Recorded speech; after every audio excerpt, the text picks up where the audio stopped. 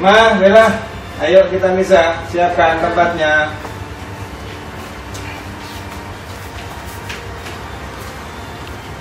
Ya, siapin sana. Mana lilinnya, Bella?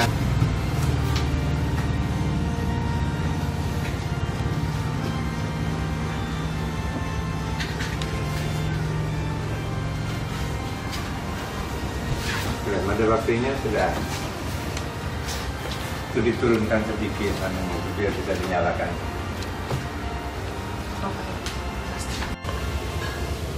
Pak, arti novena itu apa sih? Terus kenapa harus novena? Kan Roh Kudus pasti hadir. Masa nggak apa-apa nggak tahu gitu aja? Oh iya, Pak. Apa? Mama juga mau tanya. Tanya apa? Tentang 7 karunia Roh Kudus. 7 apa ya? Kenapa harus 7? Kenapa nggak 10? Terus? Oh iya, katanya Roh Kudus itu bisa menggerak, apa benar Roh Kudus itu bisa menggerakkan dalam kehidupan kita sehari-hari, Pak?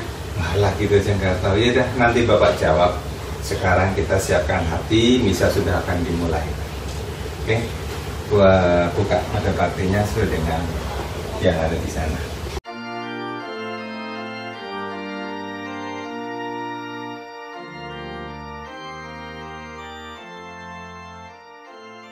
Umat Allah yang terkasih, Pentakosta adalah turunnya Roh Kudus ke atas para rasul.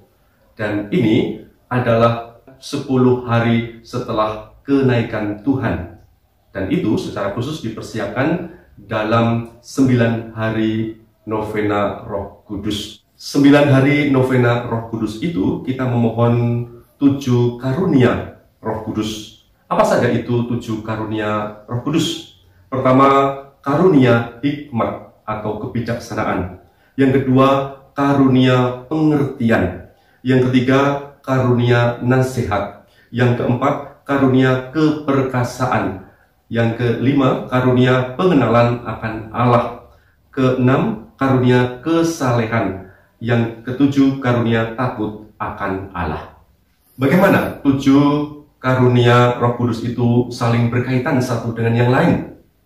4 dari karunia ini adalah karunia yang menyempurnakan akal budi, yaitu karunia kebijaksanaan, karunia pengertian, karunia nasihat, dan karunia pengenalan akan Allah. Sedangkan 3 dari karunia lain adalah karunia yang menopang keinginan dan indera kita untuk menginginkan segala yang baik. Kesempurnaan keinginan ditopang dengan kurnia kesalehan, membimbing kita dalam hubungannya kita dengan Allah dan sesama. Sedangkan untuk menopang indera, Roh Kudus memberikan keperkasaan dan rasa takut akan Tuhan. Mari kita lihat satu persatu secara singkat 7 karunia Roh Kudus itu. Pertama adalah karunia takut akan Tuhan. Ada ketakutan yang baik dan ada ketakutan yang tidak baik. Ketakutan yang tidak baik adalah ketakutan yang bersumber pada keduniawian atau penderitaan fisik di atas segala tindakan lain. Ketakutan seperti ini adalah ketakutan kehilangan kenyamanan fisik atau kenikmatan duniawi, melebihi ketakutan akan kehilangan iman. Jika seorang menganggap iman dan gereja sebagai penghalang baginya, ia siap meninggalkan iman maupun gereja supaya kenyamanan akan hal-hal duniawi dapat dipertahankan olehnya. Sedangkan ketakutan yang baik yaitu takut akan Tuhan.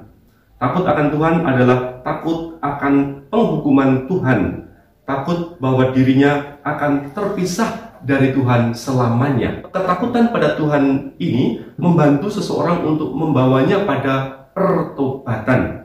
Karunia Roh Kudus ini menyadarkan bahwa satu-satunya yang memisahkan seseorang dari Tuhan adalah dosa. Kedua, kurnia keperkasaan. Kebajikan, keperkasaan adalah keberanian untuk mengejar yang baik dan tidak takut dalam menghadapi kesulitan-kesulitan yang menghalangi tercapainya kebaikan tersebut. Karunia keperkasaan dari Roh Kudus adalah keberanian untuk mencapai misi yang diberikan oleh Tuhan. Bukan berdasarkan pada kemampuan diri sendiri, namun bersandar pada kekuatan Allah. Dengan kebajikan, keperkasaan ini, kita dapat berkata seperti yang dikatakan oleh Rasul Paulus. Segala perkara dapat kutanggung di dalam Dia yang memberi kekuatan kepadaku. Juga, jika Allah di pihak kita, siapakah yang akan melawan kita? Ketiga, kurnia kesalehan.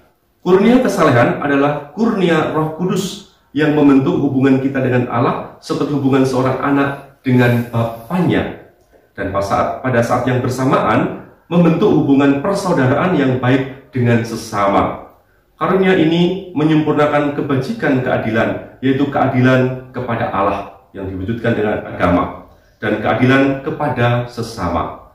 Dengan hubungan kasih seperti ini, seseorang dapat mengerjakan apa yang diminta oleh Allah dengan segera, karena percaya bahwa Allah mengetahui yang terbaik. Keempat, karunia nasihat.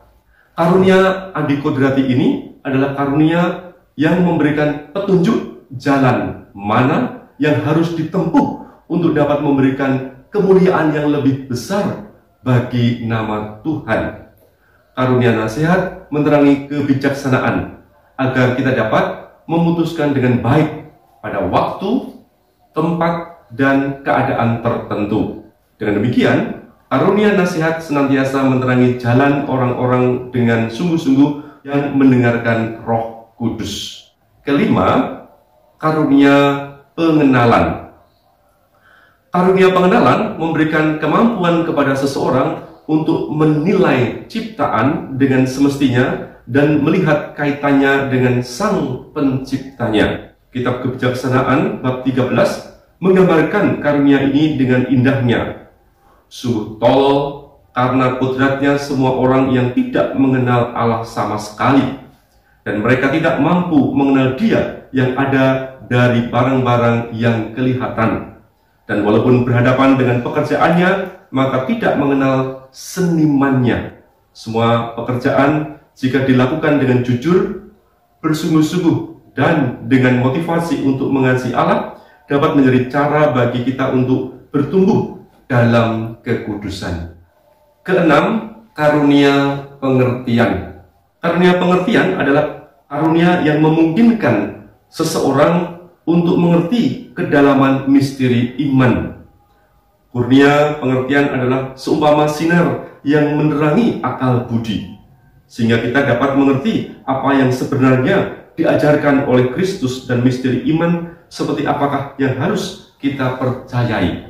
Raja Daud memahami karunia ini sehingga dengan penuh pengharapan ia berkata, "Buatlah aku mengerti, maka aku akan memegang Taurat-Mu. Aku hendak memeliharanya dengan segenap hati." Karunia pengertian memberikan kedalaman pengertian akan kitab suci, kehidupan rahmat, pertumbuhan dalam sakramen-sakramen, dan juga kejelasan akan tujuan akhir hidup kita, yaitu surga.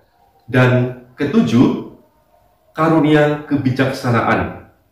Karunia kebijaksanaan adalah karunia yang memungkinkan manusia untuk mengalami pengetahuan akan Tuhan dan segala sesuatu yang berhubungan dengan Tuhan. Karunia kebijaksanaan ini berhubungan erat dengan kasih. Karunia ini bukan hanya merupakan pengetahuan belaka, namun merupakan suatu pengalaman ilahi yang diperoleh melalui kasih. Roh Kudus mengisi jiwa orang-orang yang sederhana dan penuh kasih dengan karunia ini, sehingga seolah-olah mereka memakai kacamata ilahi dalam melihat segalanya.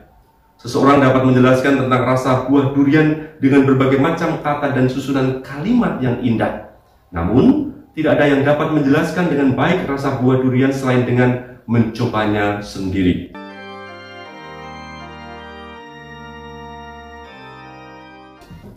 Tujuh karunia Roh Kudus yang telah kita terima dalam pembaptisan adalah karunia-karunia yang begitu penting dalam kehidupan kita untuk mengemban misi yang diberikan oleh Tuhan kepada kita, yang mengantar kita kepada keselamatan. Dan itu diteguhkan dalam sakramen krisma. Dan kemudian pada tingkatan berikutnya, orang-orang menerima sakramen peneguhan perkawinan dan juga sakramen tahbisan. Ini semua tidak lain adalah pencurahan Roh Kudus atas diri kita supaya menjadi saksi-saksi Kristus dengan mewartakan keharuman Kristus, kebaikan Kristus. Perhatikan 4 gerak. Allah Roh Kudus menggerakkan aku. Aku tergerak, aku bergerak, aku menggerakkan orang lain. Dengan demikian, maka sumber gerak adalah Allah Roh Kudus. Aku yang hatinya tidak beku, dingin dan kaku, aku tergerak. Tetapi juga bukan hanya diam saja, tetapi aku bergerak. Dan akhirnya aku menggerakkan orang-orang lain. Dengan demikian, maka perayaan Hari Raya Pentakosta mengingatkan kita akan 4 gerak itu, mengingatkan juga kita dalam komunitas, dan komunitas itu adalah komunitas orang-orang yang percaya pada Allah Bapa, Allah Putra, Allah Roh Kudus, dan mereka semua yang digerakkan supaya mereka bergerak bersama-sama. Dan di akhir dari renungan ini, saya menyampaikan selamat merayakan Hari Raya Pentakosta, Hari Raya Kelahiran Gereja. Ecclesia Semper Purificanda Est, Ecclesia Semper Reformanda Est. Gereja harus senantiasa dimurnikan dan gereja harus senantiasa diperbaharui. Berkat